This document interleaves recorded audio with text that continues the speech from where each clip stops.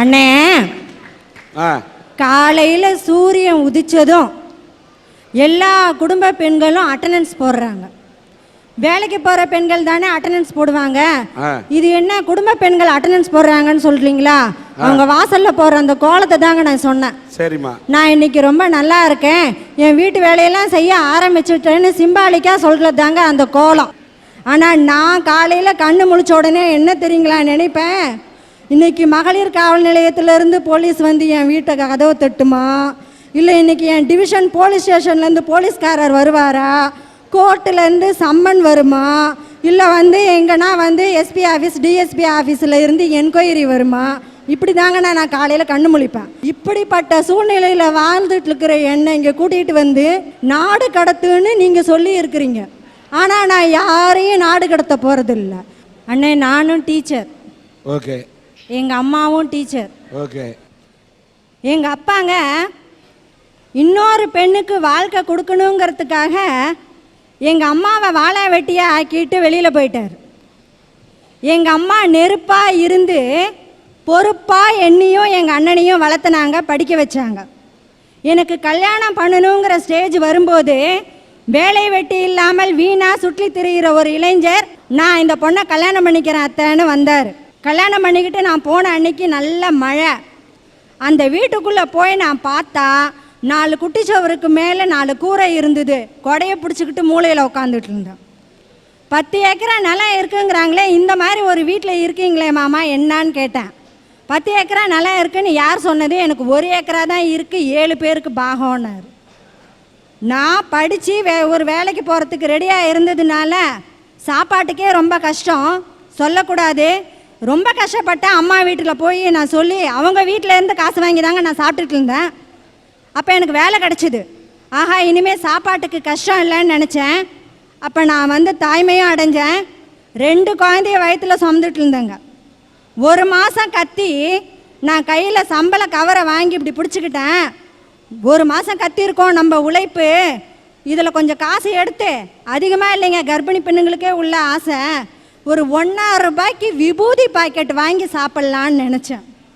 அப்புறமா யோசித்தேன், அவர் வேலைக்கு போகல, சம்பாதிக்கல, இந்த காசை நான் அவரை கேட்காம எடுத்து நான் செலவு பண்ணிட்டேன்னா ஒரு இன்ஃபீரியாரிட்டி காம்ப்ளெக்ஸுங்கிறது ஒன்று வந்து இந்த குடும்பம் குட்டிச்சேர ஆகிட்டா என்ன பண்ணுறது அப்படின்னு அந்த கவரை கொண்டு போய் பக்கத்தில் இந்த மாரியம்மன் கோயிலில் வச்சு சாமி கும்பிட்டு பூசாரி கொடுக்குற விபூதியை வாங்கி வாயில் போட்டுக்கிட்டு அந்த கவரை கொண்டு வந்து கொடுத்தேங்க.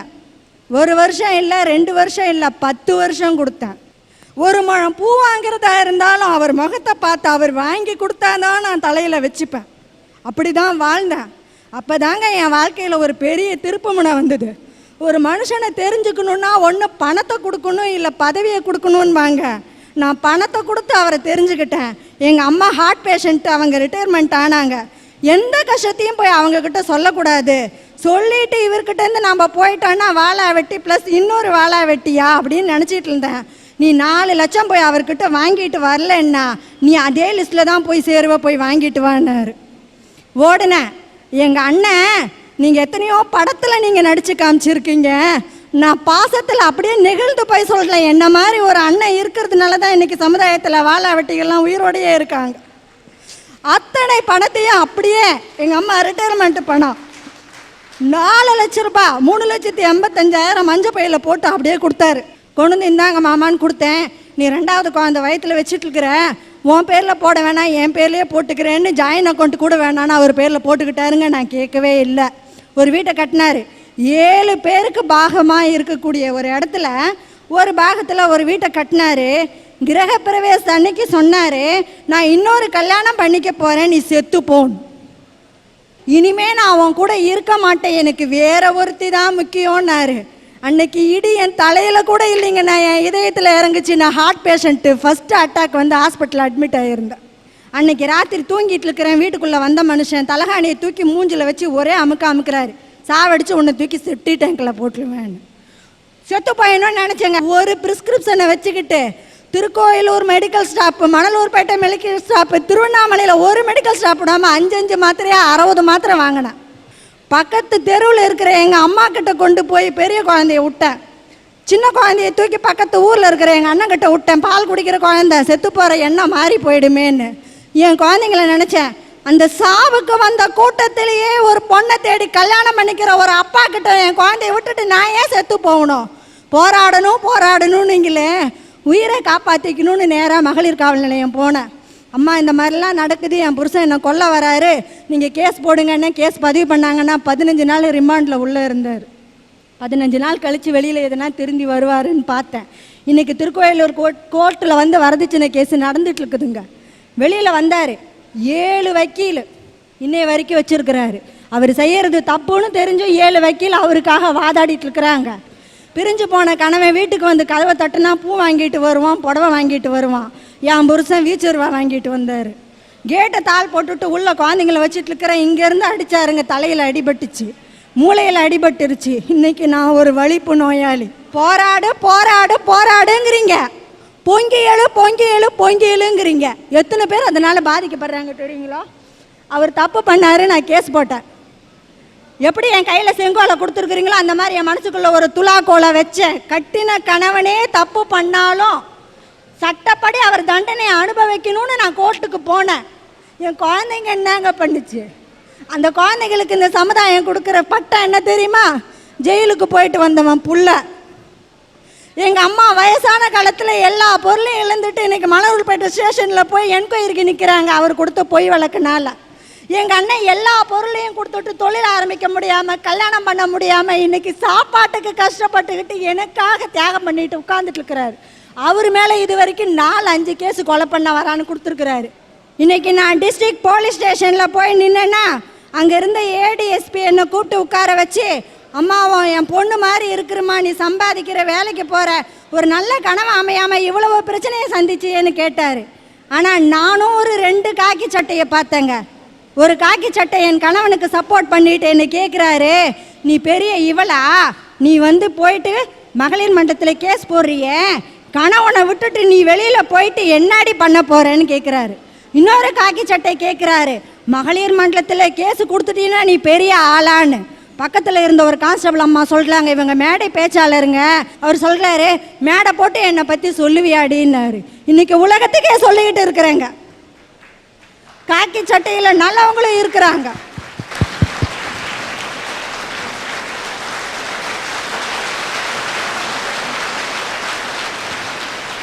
இப்படி இருக்கிற இந்த சமுதாயத்தில் நான் பொண்ணா பிறந்தது பாவமா, இல்லை எங்கள் அப்பா என்னை விட்டுட்டு போனது பாவமா, படித்தது பாவமா, வேலைக்கு போனது பாவமா, இல்லை போராடணும் அப்படின்னு நான் சட்டத்தை கையில் எடுத்தது பாவமா? இந்த அரட்டை அரங்கத்துக்கு என் பிள்ளைங்களும் என் சகோதரனும் வந்திருக்கிறாங்க. அவங்க முன்னாடி நான் அழக்கூடாதுன்னு என் அழுகையை மறைச்சி வச்சுட்டு இருக்கிறேன். என்னை அழ வைக்கணும்னு பார்க்காதீங்க, நிச்சயமாக அழமாட்டேன், போராடுவேன். தப்பு பண்ணது யாராக இருந்தாலும் தண்டனை கொடுக்கணும்னு எல்லா பெண்களும் எழுணுங்கிற அந்த விழிப்புணர்வை ஏற்படுத்தணும்னு தாங்க நான் இங்கே வந்திருக்கேன். சார், வாய்ப்புகள் வர்ற வரைக்கும் எல்லா மனுஷனுங்களும் ராமர்களாக தான் இருக்கிறாங்க. ஆனால் வாய்ப்புகள் வந்ததுக்கு அப்புறமும் எவன் ஒருத்தன் லைஃப்ல ஒழுக்கமா இருக்கிறானோ அவன் தான் சார் மனுஷன். நிச்சயமா.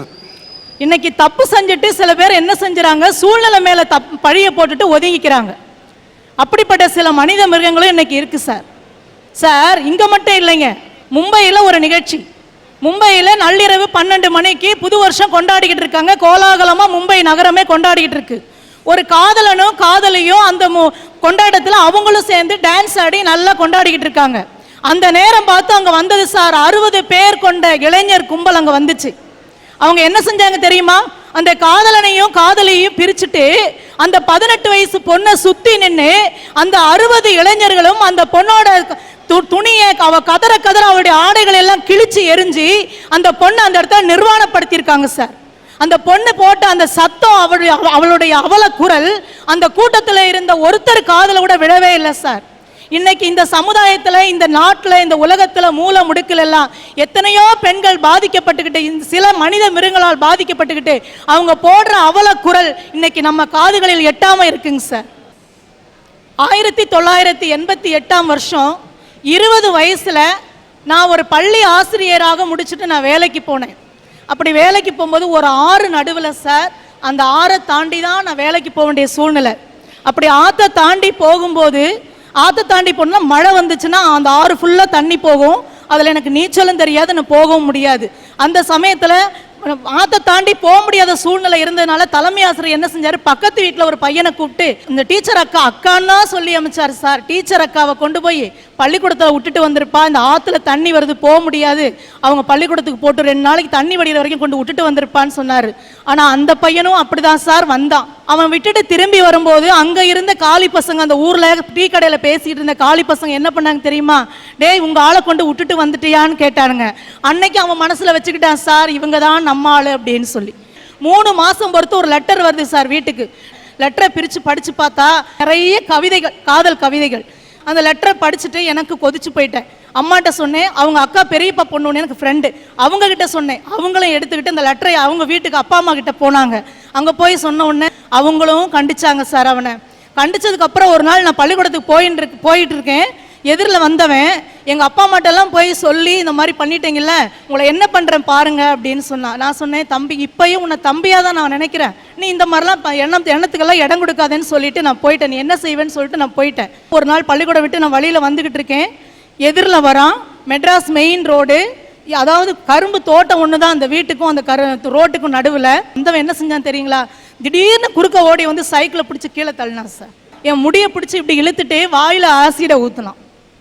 இங்கே பட்ட உடனே என்னால் எரிச்சல் தாங்கவே முடியல சார். உடனே நினச்சேன் ஆசிட் தான் ஊற்றுறேன்னு சொல்லிட்டு என்னடா செய்கிறேன்னு தட்டி விட்டேன். பாட்டில் கீழே விழவே இல்லை. திரும்ப அவன் என்ன செஞ்சான் தெரியுங்களா, இப்படி பிடிச்சி இந்த பக்கம் கொட்டிட்டு எனக்கு கிடைக்காத நீ வேற யாருக்குமே கிடைக்கக்கூடாது அப்படின்னு சொன்னான். என்னால் தாங்கவே முடியல எரிச்சல். அந்த ஒரு க்ஷணம், அந்த 5 நிமிஷம், எல்லாரும் சினிமாவில் தான் அந்த ஆக்சிடென்ட் அந்த மாதிரி இதை பார்த்துருப்பீங்க, நான் நேர்லையே அனுபவிச்சிட்டேன் சார். செத்து பொழைச்சவண்டான்னு சொல்லி ஒரு பாடல் வரும், எமனை பார்த்து சிரிச்சவண்டான்னு சொல்ல, அது நான் செஞ்சுட்டு வந்திருக்கிறேன் சார் அந்த கொடுமையை. அந்த 2 மாதம் அந்த ஹாஸ்பிட்டலில் இருந்தேன். ஒவ்வொரு இரவும் நான் தூங்கியது கிடையாது. நம்ம என்ன தப்பு செஞ்சோம், அதாவது இந்த உலகத்தில் பெண்ணாக பிறந்தது தப்பா, இல்லை நல்லா படிச்சுட்டு வேலைக்கு போய் குடும்பத்தை காப்பாற்றணும்னு நினச்சது தப்பா இந்த சமூகத்தில், இல்லை காதலே வேண்டான்னு சொல்லி ஒழுக்கமாக இருந்தது தப்பா, இனிமேல் நம்ம உயிரோடு இருக்கக்கூடாது, ஆண்களை கண்டாவே எனக்கு பிடிக்கல சார், அப்படி ஒரு சூழ்நிலைக்கு வந்துட்டேன் நான்.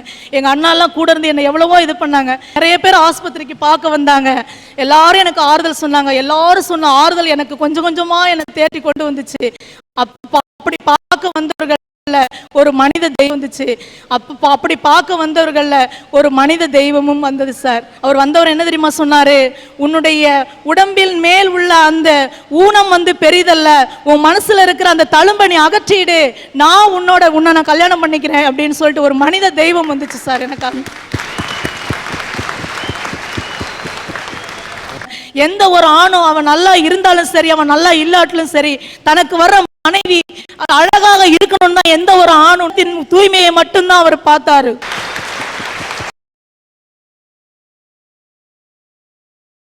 சரி, அவன் நல்லா இல்லாட்டிலும் சரி, தனக்கு வர்ற மனைவி அழகாக இருக்கணும்னு தான் எந்த ஒரு ஆணும் நினைப்பான். ஆனா என்னுடைய கணவர் என்னுடைய உள்ளத்தின் தூய்மையை மட்டும்தான் அவர் பார்த்தாரு. நான் சில நேரத்தில் வேகமாக பேசுவேன், சில நேரத்தில் மனசு தாங்க முடியாமல் பேசுவேன். நீங்கள் இந்த சமுதாயத்தில் மனித மிருகம் இருக்கிறது என்று சொல்லிக் கொண்டிருந்த இதே அம்மா ஒரு மனித தெய்வம் இருக்கிறது என்று இந்த பெண்ணுக்கு வாழ்க்கை கொடுத்த ஒரு கணவரை பற்றி சொன்னார். அவனும் இந்த சமுதாயத்தில் தான் சார் இருக்கான். அந்த மனித தெய்வத்தை நான் மேடைக்கு அழைக்கின்றேன்.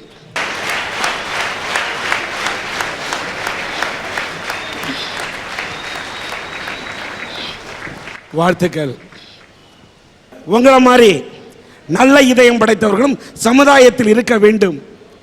அப்படி இருந்தால்தான் இந்த பூமியில் மழை பொய்யும், இந்த தமிழ் மண் வாழும். உங்களுக்கு என்னோட மனப்பூர்வமான, உங்கள் பேர் என்ன? அன்பழகன். உங்களை நம்ம மனித தெய்வம்னு சொன்னாங்க. இப்படிப்பட்ட மனித தெய்வமும் இருக்கின்ற இந்த சமுதாயத்தில் தான் சில மனித மிருகங்கள் அந்த பெண்களுக்கு எதிராக பாலியல் கொடுமையிலே ஈடுபட்டுக் கொண்டிருக்கிறார்கள். தனி மனித ஒழுக்கத்தோடு போராடுவேன். இப்படிப்பட்ட விஷயத்தை அச்சப்படாமல் இந்த அரட்டை அரங்கத்திலே பெண்ணே நீ முடங்கி கிடக்க கூடாது, பாரதி கண்ட புதுமை பெண்ணாக நீ பொங்கி வர வேண்டும் என்று நாங்கள் சொன்ன கருத்தை ஏற்றிக்கொண்டு இந்த அரங்கத்துக்கு உரையாற்றிய பெண் சிங்கமே, உன்னை மனதார பாராட்டுகிறேன்.